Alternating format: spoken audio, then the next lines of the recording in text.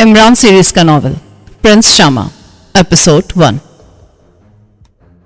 इमरान ने car hotel grand के compound में मोड़ी और फिर उसे एक तरफ बनी हुई वसी और इस पार्किंग की तरफ ले गया। उसने कार खाली जगह पार्क की, फिर वो पार्किंग बॉय से कार लेकर होटल के मेन गेट की तरफ बढ़ता चला गया। उसके जिस्म पर इस वक्त सलीके का लिबास था और इस लिबास में वो खासा वजीह और स्मार्ट नजर आ रहा था। उसने हॉल में दाखिल होकर एक नजर हॉल पर दौड़ाई। हॉल तकरीबन भरा हुआ था, अलबत्ता आखिरी कोने में 2-3 मेजें खाली थी, लेकिन इसके बावजूद हॉल में कोई शोर न था। सब लोग सरगोशियों में बातें कर रहे थे और बावर्दी वेटर चाबकदस्ती से मुख्तलिफ मेजों के दरमियान घूमते फिर रहे थे। हॉल में मौजूद अफराद के लिबास और उनके अंदाज बता रहे थे कि वो सब दारुल हुकूमत के आला तबके के लोग हैं। उनमें औरतें भी थी और मर्द भी। इमरान सर हिलाता हुआ आखिरी कोने की तरफ बढ़ता चला गया। उसने एक खाली मेज के गिर्द पड़ी कुर्सी को हटाकर एडजस्ट किया और फिर इत्मीनान से बैठ गया। उसी लम्हे एक वेटर उसके करीब आया और उसने हाथ में पकड़ा मेन्यू कार्ड उसके सामने रख दिया और खड़ा हो गया।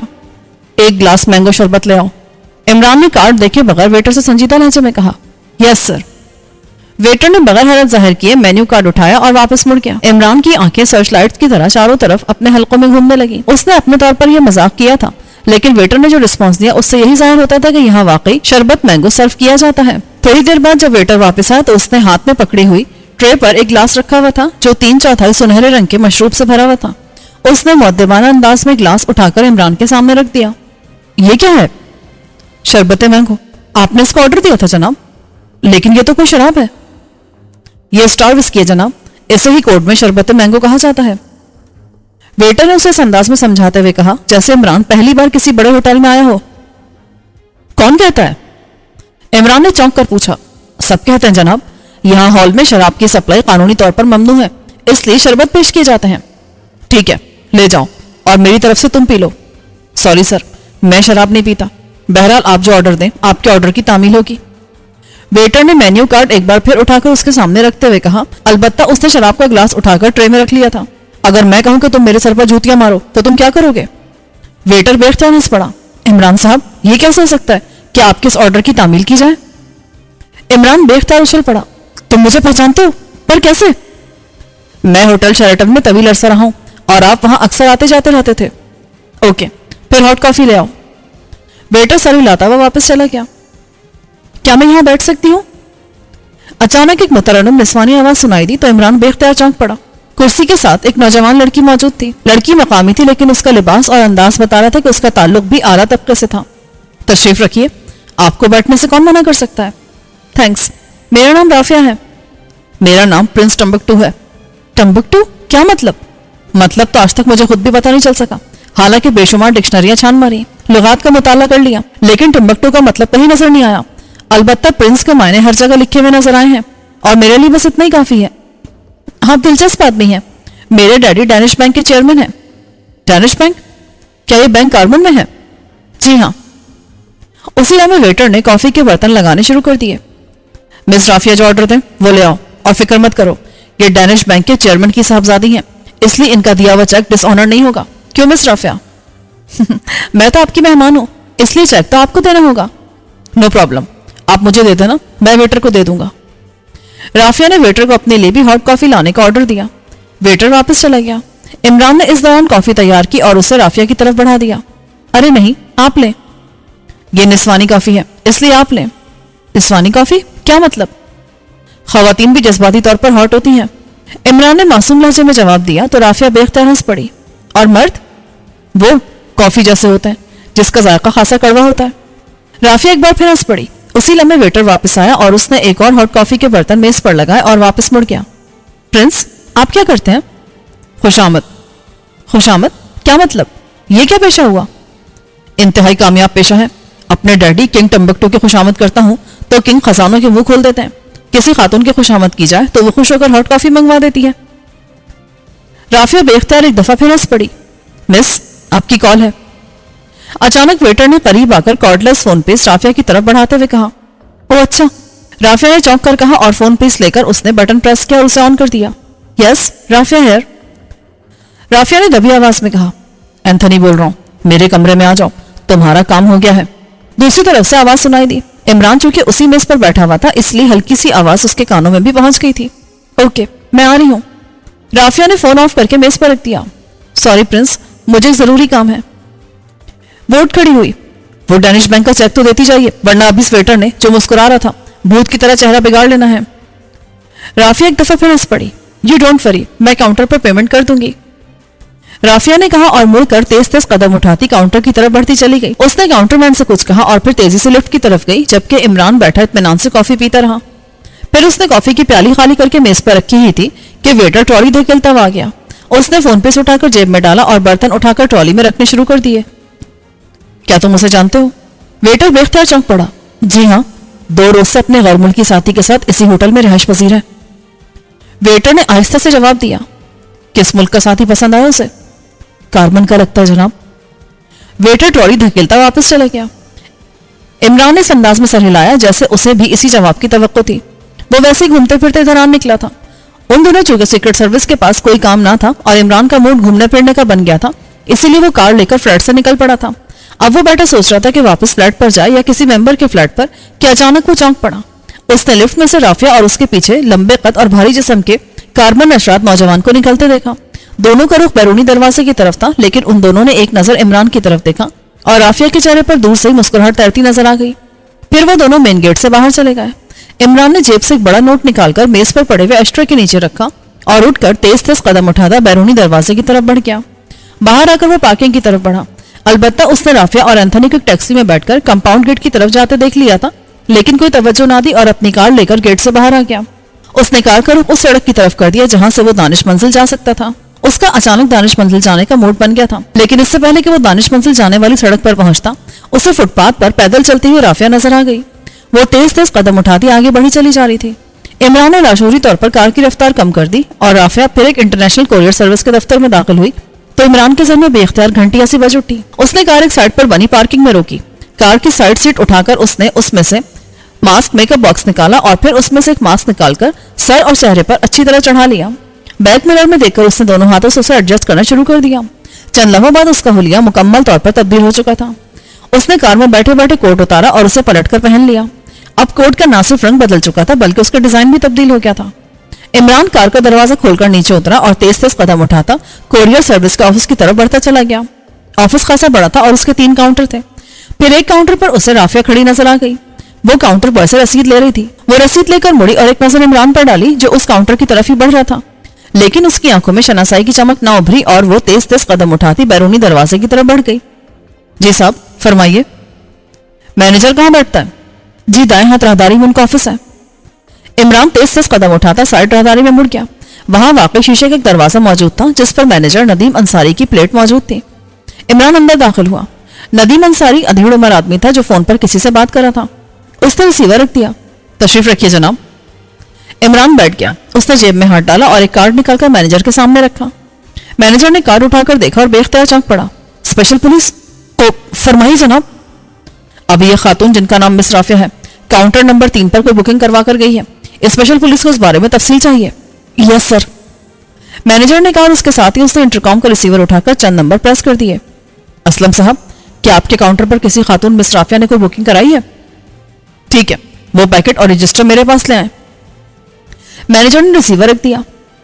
کارمن کے لیے ایک چھوٹا سا پیکٹ مس رافیہ کی طرف سے بک ہوا ہے جناب. عمران نے اس بات میں سر ہلا دیا. تھوڑی دیر بعد دروازہ کھلا اور کاؤنٹر بوائے ہاتھ میں ایک بکنگ رجسٹر اور ایک چھوٹا سا پیکٹ اٹھا اندر آیا. اس نے ایک نظر عمران کو دیکھا اور رجسٹر اور پیکٹ مینیجر کے سامنے رکھ دیے. آپ جائیں اور دوسرے رجسٹر پر بکنگ کریں, اسے یہی کلوز کر دیا جائے گا. مینیجر نے کاؤنٹر بوائے سے کہا. یس سر. وہ واپس چلا گیا. مینیجر نے رجسٹر کو دیکھا اور پھر اسے اٹھا کر عمران کے سامنے رکھ دیا. عمران نے دیکھا کہ رجسٹر پر آخری انٹری مس رافیہ کی طرف سے تھی. اس کا ایڈریس ہوٹل گرینڈ کمرہ نمبر 202 درج تھا اور پیکٹ کارمن بھجوایا جانا تھا. کارمن میں اس کو وصول کرنے والے کا نام اور address Yoga road 13-2B mansion Carmen درج تھا. عمران نے دونوں پتوں کو غور سے دیکھا اور پھر رجسٹر اٹھا کر اس نے واپس رکھ دیا اور پیکٹ اٹھا لیا. یہ چھوٹا سا ڈبیا نما پیکٹ تھا اور پیکٹ پر لکھے ہوئے ایڈریس وہی تھے جو رجسٹر میں درج تھے. عمران نے پیکٹ کو کھولنا شروع کیا. مینیجر خاموش بیٹھا تھا. عمران نے پیکٹ کھولا تو اندر ایک گتے کی ڈبیا تھی. اس نے ڈبیا کھولی تو بے اختیار چونک پڑا کیونکہ ڈبیا کے اندر ایک انگوٹھی تھی جس پر نک کی جگہ سچا موتی لگا تھا. عمران نے غور سے انگوٹھی کو اوپر سے نیچے دیکھا. وہ عام سی انگوٹھی تھی. عمران نے موتی کو غور سے دیکھا لیکن وہ بھی عام سا نکلا. کافی دیر تک انگوٹھی کی چیکنگ کرنے کے بعد اس نے ایک طویل سانس دے کر انگوٹھی واپس ڈبیا میں بند کر دی. اس نے انگوٹھی کے رنگ کو بھی چیک کیا لیکن یہ اندر سے کھوکھلا نہ تھا اور کوئی مشکوک بات سامنے نہیں آئی تھی. عمران نے انگوٹھی واپس ڈبیا میں رکھ کر ڈبیا مینیجر کے آگے رکھ دی. ٹھیک ہے, آپ کے تعاون کا شکریہ. آپ اسے دوبارہ پیک کر کے بھجوا دیں۔ ہم صاف ستھرا کام کرتے ہیں جناب، اور ہمیشہ حکومت سے تعاون کرتے ہیں۔ عمران نے مینیجر کا شکریہ ادا کیا اور واپس آفس سے باہر آ گیا۔ تھوڑی دیر بعد اس کی کار ایک بار پھر دانش منزل کی طرف اڑی چلی جا رہی تھی۔ اسے اپنے آپ پر غصہ آ رہا تھا کہ وہ خواہ ہر کسی پر شک کرنے کا عادی ہوتا جا رہا ہے، لیکن اس کے باوجود نہ جانے کیا بات تھی کہ اس کی چھٹی حص مسلسل خطرے کا الارم بجا رہی تھی۔ دانش منزل میں داخل ہونے سے پہلے اس نے ماسک اتار دیا۔ تھوڑی دیر بعد عمران دانش منزل کے آپریشن روم میں داخل ہوا تو بلیک زیرو اس کے استقبال کے لیے اٹھ کھڑا ہوا۔ عمران اپنی کرسی پر بیٹھ گیا اور ریسیور اٹھایا اور انکوائری کا نمبر ڈائل کیے۔ انکوائری پلیز، کارمن کا رابطہ نمبر دیں اور اس کے دارالحکومت کا بھی۔ دوسری طرف سے دونوں نمبر بتا دیے گئے تو عمران نے کیٹل دبایا اور ٹون آنے پر نمبر ڈائل کرنا شروع کیا۔ Herbert here, chief speaking. Yes chief, دارالحکومت میں کوئی تھوبی مینشن نام کی عمارت ہے؟ یس سر، بڑا مشہور بزنس پلازا ہے۔ ایک ایڈریس نوٹ کرو، یوگا روڈ 13 تھوبی مینشن۔ اس ایڈریس پر پاکیشیا سے ایک مقامی خاتون مس رافیہ نے گرینڈ ہوٹل سے ایک پیکٹ نیشنل کوریئر سروس کے ذریعے بھیجا ہے۔ اس پیکٹ میں سچا موتی لگی ہوئی ایک انگوٹھی ہے۔ یہ خاتون کارمن سے پاکیشیا آئی ہے اور اس کے ساتھ ایک کارمن اشراد نوجوان بھی ہے جس کا نام اینتھنی ہے۔ اس یوگا روڈ، اینتھنی اور رافیہ کے بارے میں تفصیلات حاصل کر کے رپورٹ دو۔ یس چیف۔ عمران نے ریسیور رکھ دیا۔ کیا کوئی نیا کیس شروع ہو گیا ہے؟ بلیک زیرو نے پوچھا۔ ہاں، لگتا تو ایسا ہی ہے۔ یہ کہہ کر عمران نے رافیہ سے ملاقات سے لے کر اب تک کی تمام صورتحال اس کو بتا دی۔ بلیک زیرو بولا، عمران صاحب، انہیں یقیناً آپ کے بارے میں پہلے سے معلوم ہوگا، اور جب آپ ہوٹل گئے ہوں گے تو وہ چوک پڑے ہوں گے، اس لیے آپ کو ڈوش دینے کے لیے رافیہ کو آپ کی میز پر بھجوایا گیا، اور پھر یقیناً انہیں آپ کے تعارف کا علم ہو گیا ہوگا، اس لیے رافیہ کو عام سے انگوٹھی دے کر بھجوا دیا گیا، جبکہ اصل کام اس اینتھنی نے کرنا ہوگا۔ اور اب آپ دیکھیں کہ ہربرٹ کی طرف سے یہی رپورٹ آئے گی کہ تھوبی مینشن میں کوئی یوگا روڈ موجود نہیں ہے اور نہ ہی کوئی اینتھنی اور رافیہ ہے۔ عمران بے اختیار ہنس پڑا۔ آپ ہنس رہے ہیں، جبکہ آپ دیکھیں گے کہ ایسا ہی ہوگا جیسے میں نے کہا ہے۔ اس سے پہلے کہ عمران مزید کچھ کہتا، فون کی گھنٹی بجی۔ یس X2۔ عمران نے مخصوص لہجے میں کہا، سلطان بول رہا ہوں، عمران ہے یہاں؟ واہ، اسے کہتے ہیں خوش قسمتی کہ خود سلطان رعایا کو یاد کرے۔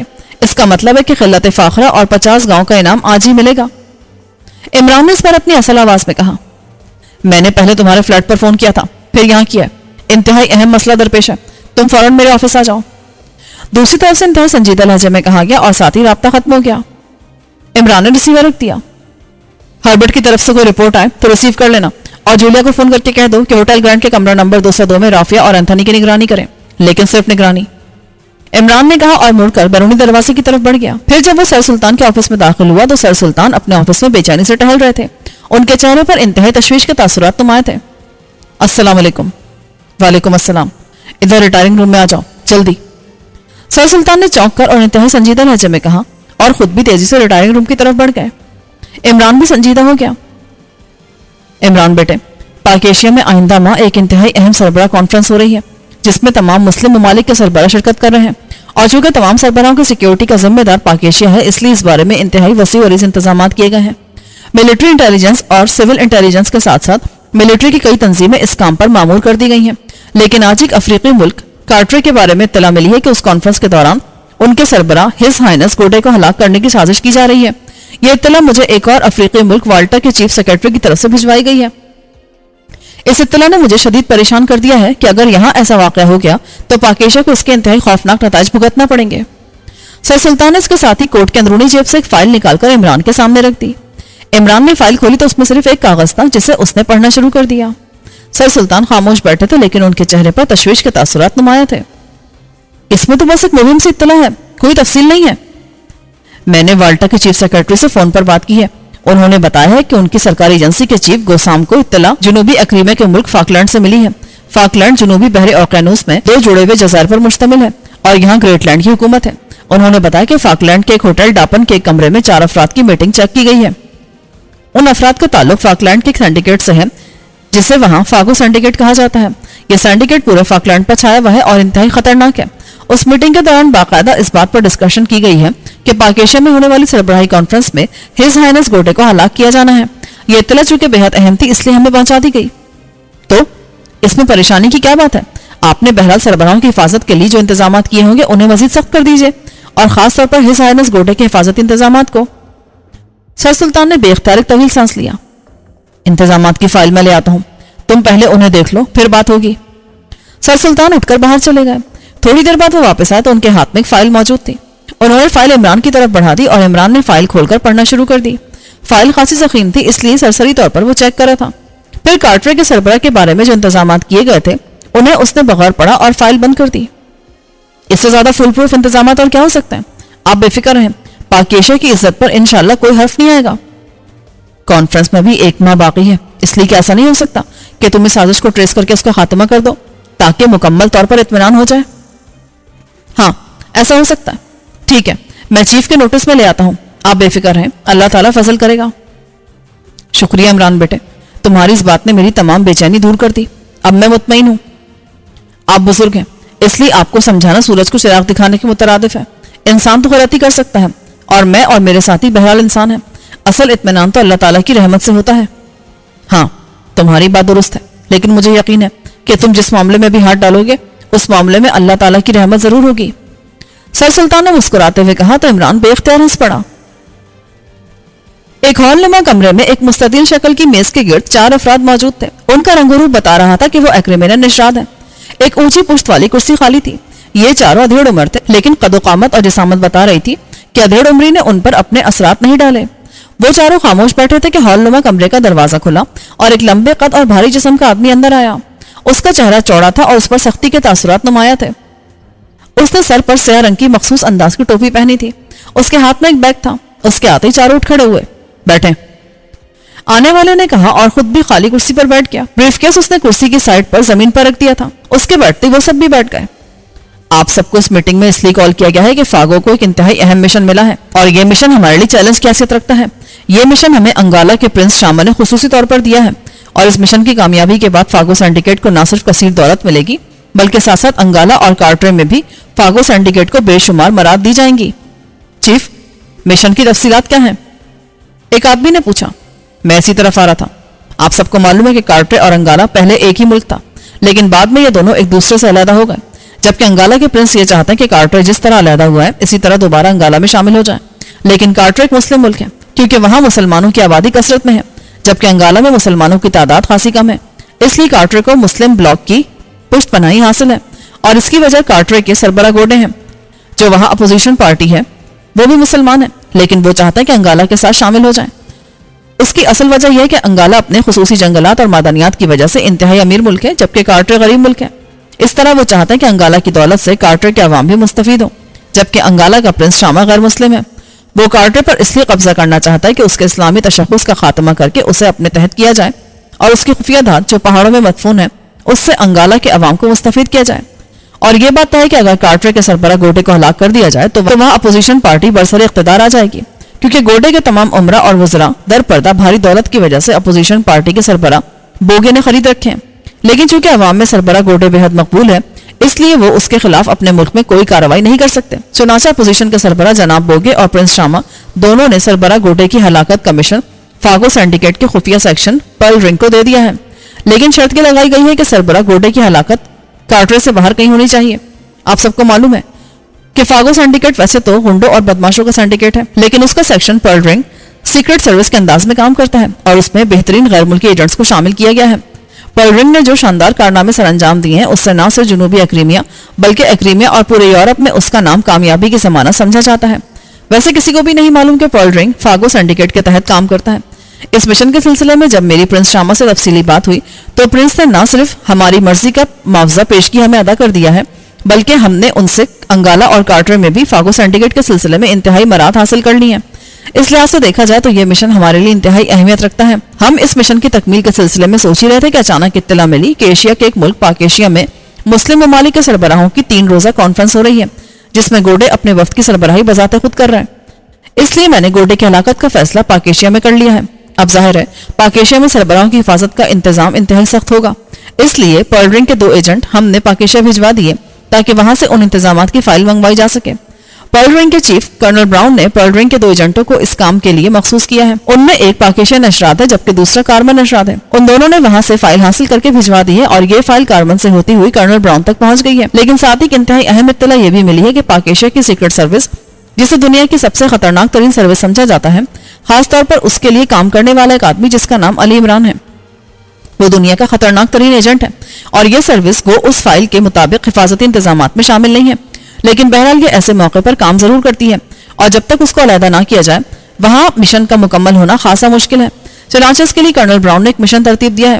اس مشن کے تحت پاکیشیا کے ایک بڑے سائنسدان کو فاگو سینڈیکیٹ کے افراد پاکیشیا جا کر اغوا کر لیں گے اور وہاں اپنا کلو چھوڑائیں گے۔ لامحالہ اس سائنسدان کو برآمد کرنے کے لیے پاکیشیا سیکرٹ سروس فاگو سینڈیکیٹ کے پیچھے یہاں فاکلینڈ پہنچے گی، جس کے ساتھ عمران بھی ہوگا۔ ان کا اول تو یہاں خاتمہ کر دیا جائے گا، یا کم از کم انہیں اس وقت تک یہاں الجھا کر رکھا جائے گا جب تک پاکیشیا میں ہمارا مشن مکمل نہیں ہو جاتا، اور یہ سارا کام فاگو سینڈیکیٹ نے کرنا ہے۔ پرل رنگ سامنے نہیں آئے گا، اس لیے یہ میٹنگ کال کی گئی ہے۔ چیف، کیا یہ ضروری ہے کہ وہ لوگ لازماً یہاں آئیں گے؟ ہاں، جس سائنسدان کو اغوا کیا جانا ہے وہ سائنسدان پاکیشیا کے لیے انتہائی اہم ہے اور وہ لازماً اس کی برآمدگی پر کام کریں گے۔ لیکن چیف، کیا وہ لوگ یہ نہیں سمجھیں گے کہ سینڈیکیٹ کا سائنسدان سے کیا تعلق ہو سکتا ہے، اس لیے وہ لوگ کہیں پرل رنگ کا سراغ نہ لگا لیں؟ گڈ کوشچن ہارڈی، یہ سوال ہمارے ذہنوں میں بھی پیدا ہوا تھا، اس لیے مشن میں تھوڑی سی ترمیم کی گئی ہے۔ سائنسدان کا اغوا کاربن کی ایک پرائیویٹ ایجنسی سے کرایا جائے گا۔ اس ایجنسی کا نام ریپڈ ہے، اور راستے میں اس ایجنسی ریپڈ سے فاگو سینڈیکیٹ کے لوگ اس سائنسدان کو چھین لیں گے۔ پھر اس ایجنسی سے بھاری تاوان طلب کیا جائے گا اور یہ کام فاگو سینڈیکیٹ کرتا رہے گا۔ یس چیف، یہ بہترین پلاننگ ہے۔ اس بار چاروں افراد نے تقریباً بیک آواز ہو کر کہا تو چیف کے سنجیدہ چہرے پر مسرت کے تاثرات ابھر آئے۔ اب اس میٹنگ پر آتے ہیں۔ آپ چاروں فاگو سینڈیکیٹ کے ماسٹرز ہیں اور چاروں فاگو سینڈیکیٹس کے علیحدہ علیحدہ سیکشن سے کنٹرولر ہیں، لیکن پاکیشیا سیکرٹ سروس جب یہاں آئے گی تو وہ لامحالہ فاگو کے کسی بڑے ماسٹر پر ہی ہاتھ ڈالے گی۔ اس لیے ہم نے یہ پلاننگ کی ہے کہ جب پاکیشیا سیکرٹ سروس یہاں پہنچے تو یہاں صرف ایک ہی ماسٹر ہو، باقی تینوں ماسٹرز وقتی طور پر انڈر گراؤنڈ ہو جائیں تاکہ پورے فاکلینڈ میں ایک ہی ماسٹر کا کنٹرول ہو اور تمام رپورٹوں سے ملتی رہیں، اور وہی اس سیکرٹ سروس کے خاتمے کا مشن مکمل کرے۔ اب آپ بتائیں کس کو مرکزی حیثیت دی جائے؟ چیف، پوزیشن ہی ایسی ہے کہ ہم سب مرکزی حیثیت حاصل کرنے کی کوشش کریں گے، اس لیے اس کا فیصلہ آپ خود کریں، ہم سب آپ کے احکام کے تابع ہیں۔ ایک آدمی نے کہا، اوکے، میں اس کے لیے پھر ماسٹر رگھو کا انتخاب کرتا ہوں، اس لیے کہ ماسٹر رگھو ایکریمیا میں طویل عرصے تک سیکرٹ ایجنسیوں سے بھی وابستہ رہے ہیں، اس لیے وہ بہتر انداز میں کام کر سکتے ہیں۔ Any objection? نو چیف، آپ کا فیصلہ ہم سب کو خوشی سے منظور ہے۔ اوکے، پھر سوائے ماسٹر رگھو کے آپ سب جا سکتے ہیں۔ جیسے ان لوگوں کی آمد کے بارے میں اطلاع ملے گی آپ کو اطلاع پہنچ جائے گی اور آپ سب فاگو سینڈیکیٹ سے لا تعلق ہو کر انڈر گراؤنڈ ہو جائیں گے۔ تین افراد اٹھ کھڑے ہوئے اور صرف ایک آدمی جو لمبے قد اور کثرتی جسم کا مالک تھا بیٹھا رہ گیا۔ وہ تینوں مڑ کر دروازے کی طرف بڑھ گئے۔ چیف، آپ نے مجھ پر اعتماد کر کے مجھے خرید لیا ہے، اب میں آپ کے اعتماد پر ہر لحاظ سے پورا اتروں گا۔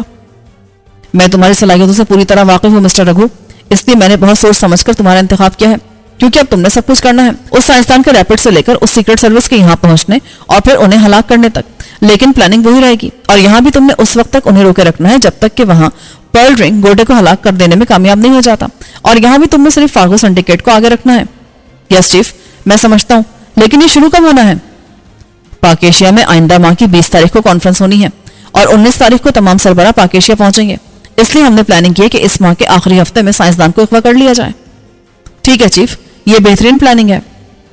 چیف نے کرسی کی سائڈ پر رکھا بریف کیس اٹھایا اور اس میں سے ایک فائل نکالی اور ماسٹر رگھو کی طرف بڑھا دی۔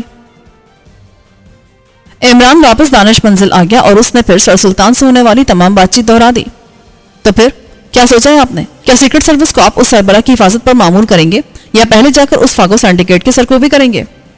بلیک زیرو نے پوچھا کہ اچانک فون کی گھنٹی بجی۔ عمران نے ریسیور اٹھا لیا۔ X2 جولیا بول رہی ہوں باس۔ یس۔ صفدر کی ڈیوٹی ہوٹل گرانڈ میں لگائی گئی تھی۔ صفدر نے رپورٹ دی کہ ہوٹل گرانڈ کے کمرہ نمبر 202 میں رہنے والا جوڑا پاکیشیا نشاد رافیہ اور کارمن نشاد اینتھنی ان کے وہاں پہنچنے سے 1 گھنٹہ قبل ہوٹل چھوڑ گئے ہیں۔ صفدر نے مزید انکوائری کی تو معلوم ہوا کہ یہ دونوں ہوٹل کی کار میں سوار ہو کر ایئرپورٹ گئے ہیں۔ صفدر نے ایئرپورٹ پر جا کر معلومات حاصل کی تو پتہ چلا کہ وہ دونوں کارمن جا چکے ہیں۔ ایئرپورٹ پر ان کے کاغذات کی نقل موجود ہوں گی، ان سے ان کے کارمن کا ایڈریس معلوم کراؤ۔ صفدر نے پہلے ہی معلوم کر لیا ہے، دونوں کاغذات پر 13 تھوبی مینشن لکھا ہوا ہے۔ اوکے۔ عمران نے ریسیور رکھ دیا لیکن ایک بار پھر گھنٹی بجی۔ X2 ہارورڈ بول رہا ہوں چیف، کارمن سے۔ کیا رپورٹ ہے؟ چیف، تھوبی مینشن کے 13 نمبر میں ایک کاروباری فرم ڈیوڈسن انجینئرنگ قائم ہے اور نہ ہی وہاں رافیہ اور اینتھنی کے بارے میں کوئی جانتا ہے۔ البتہ پاکیشیا سے ایک پیکٹ ضرور انٹرنیشنل کوریئر سروس کے ذریعے وہاں موصول ہوا ہے۔ یہ پیکٹ اس فرم کے گارڈ نے وصول کیا ہے۔ اس گارڈ کا نام جیفرسن ہے۔ اس کی نگرانی کی گئی تو یہ گارڈ اپنی ڈیوٹی سے فارغ ہو کر کارمن کے سب سے بدنام کلب ریالٹو گیا۔ وہاں اس نے مینیجر ہیمفرے سے ملاقات کی اور پھر واپس اپنے گھر چلا گیا۔ واپسی پر اس کی جیب میں خاصی بھاری مالیت کے کرنسی نوٹ موجود تھے۔ ہیمفرے کے بارے میں کیا تفصیلات ہیں؟ ہیمفرے ریالٹو کلب کا مینیجر ہے اور یہ کلب کارمن کا بدنام ترین کلب ہے۔ ہیمفرے ہر قسم کے جرائم میں ملوث رہتا ہے اور اس کے تعلقات اونچے طبقے سے ہیں. البتہ اس کے بارے میں خصوصی رپورٹ بھی ملی ہے کہ کارمن میں ایک پرائیویٹ ایجنسی ریپڈ ہے جو معروف لوگوں کو اغوا کر کے انہیں بھاری معاوضے پر آگے فروخت کر دیتی ہے اور اغوا شدہ افراد کو خریدنے والے ان اہم لوگوں کے عوض بھاری تاوان وصول کرتے ہیں. ہیمفرے اس ایجنسی کے لیے کام کرتا ہے. یہ اس کے بکنگ ایجنٹوں میں سے ایک ہے. رافیہ اور اینتھنی پاکیشیا میں دیکھے گئے ہیں اور پھر وہ کارمن چلے گئے ہیں. ان کے پاسپورٹ اور دیگر کاغذات پر 13 تھوی مینشن کا پتہ ہی لکھا ہوا ہے. تم کارمن ایئرپورٹ سے ان کے بارے میں معلومات حاصل کرو اور رپورٹ دو. یس چیف، میں یہ کام کرتا ہوں. عمران نے اوکے کہہ کر ریسیور رکھ دیا. معاملات پیچیدہ ہوتے جا رہے ہیں عمران صاحب. اس رافیہ نے سچے موتی والی انگوٹھی بھجوائی اور خود بھی واپس کارمن چلی گئی. اگر اس نے خود وہاں جانا تھا تو پھر اس نے انگوٹھی کیوں بھجوائی؟ وہ اسے ساتھ بھی لے جا سکتی تھی. اور یہ انگوٹھی ہربرٹ کی رپورٹ کے مطابق ریالٹو کلب کے مینیجر ہیمفرے کے پاس پہنچ گئی ہے. آخر اس کا مطلب کیا ہوا؟ ابھی تو کچھ نہیں پتا چل رہا، لیکن ہمیں اس پر توجہ دینی چاہیے. عمران نے کہا، یہ مسئلہ تو آئندہ ماہ کا ہے. فوری طور پر تو اس سلسلے میں کچھ نہیں کیا جا سکتا. زیادہ سے زیادہ یہی ہے کہ ہم کارٹر کے سربراہ کی خصوصی حفاظت کی فول پروف پلاننگ میں اپنے آپ کو شامل کر لیں. ہاں، تمہاری بات درست ہے، ایسے ہی ہونا چاہیے. لیکن اصل بات یہ ہے کہ فاگو سینڈیکیٹ کس پارٹی کے کہنے پر یہ کام کر رہی ہے. اس بارے میں ہمیں علم ہونا چاہیے، ورنہ فاگو سینڈیکیٹ کا تعلق فاکلینڈ سے ہے جبکہ کارٹر افریقہ میں ہے. تو پھر وہاں ٹیم لے کر جانا پڑے گا. نہیں، ٹیم کی ضرورت نہیں ہے، ایک آدمی ہی کافی ہے. معلومات ہی تو حاصل کرنی ہے. اگر آپ اجازت دیں تو میں چلا جاؤں؟ بلیک زیرو نے پوچھا. نہیں، اس معاملے میں خاور ٹھیک رہے گا کیونکہ خاور نے ٹریننگ کا طویل عرصہ جنوبی اکریمیا میں گزارا ہے. وہ وہاں کے حالات سے بخوبی واقف ہے. عمران نے ریسیور اٹھا کر ایک نمبر ڈائل کرنا شروع کیا. خاور بول رہا ہوں. X2. یس سر. تم اپنی ملٹری ٹریننگ کے دوران جنوبی اکریمیا میں رہے ہو کیا؟ یس سر، میں نے وہاں 3 سال گزارے ہیں. میں نے ایک اہم مشن پر تمہیں وہاں بھیجنے کا فیصلہ کیا ہے. عمران تمہیں اس بارے میں بریف کر دے گا، لیکن تمہاری طرف سے لفظ ناکامی نہیں سننا چاہتا میں، کیونکہ عمران کا اصرار تھا کہ وہ خود اکیلا مشن مکمل کر لے گا. لیکن میری نظر میں تم عمران سے زیادہ اچھے انداز میں یہ مشن مکمل کر سکتے ہو. بلیک زیرو بے اختیار مسکرا دیا. میں آپ کے اعتماد پر پورا اتروں گا باس.